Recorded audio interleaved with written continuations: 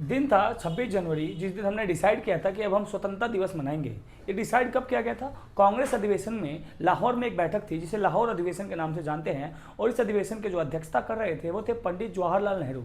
और इन्होंने डिसाइड करके बता दिया कि हम हर साल 26 जनवरी को स्वतंत्रता दिवस मनाएंगे, और ये घोषणा कर दी गई और सभी घरों पर अब तिरंगा लगने लगा था। और लगभग लगभग 1946 तक, यानी 1946, यानी 16 साल तक हम 26 जनवरी को ही स्वतंत्रता दिवस मनाते थे। तो अचानक ऐसा क्या हुआ कि अब हम 15 अगस्त को मनाने लगे? आइए जानते हैं इसके पीछे की कहानी। जैसे कि हम जानते हैं, माउंटबेटन हमारे भारत में लास्ट वायसराय थे, और उनको भेजा गया था लड़ाई को कंट्रोल करने के लिए, क्योंकि द्वितीय विश्व युद्ध यानी 1939 से लेकर 1945 तक ये लड़ाई चला। और जो जब जापान था, जापान ने बर्मा पर अटैक किया था। बर्मा यानी म्यांमार।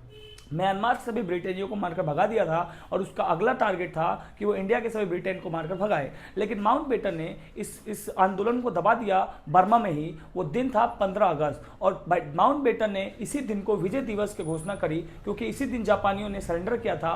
और इस दिवस पर ही माउंटबेटन तैयार हुआ कि मैं 15 अगस्त को ही देश को आज़ाद करूंगा, क्योंकि उसको मानना था कि ये विजय दिवस का दिन है। तो जून में ही हमें स्वतंत्रता मिलनी थी, लेकिन हमने 2-3 महीने आगे बढ़ के, यानी पूरा जुलाई, और हमने अगस्त पे 15 अगस्त को ये स्वतंत्रता प्राप्त की। और माउंटबेटन की वजह से आज हम 15 अगस्त को मनाते हैं। लेकिन उस 26 जनवरी का क्या हुआ? 26 जनवरी को हम बनाने के लिए हमने संविधान को 26 नवंबर को ही बना लिया था, लेकिन 26 जनवरी को बचाए रखने के लिए हमने 26 जनवरी को संविधान लागू किया, कि इसी बहाने हमने जो 16 साल आज़ादी मनाई थी, उस आज़ादी को हम अभी भी याद करें। बहुत बहुत धन्यवाद।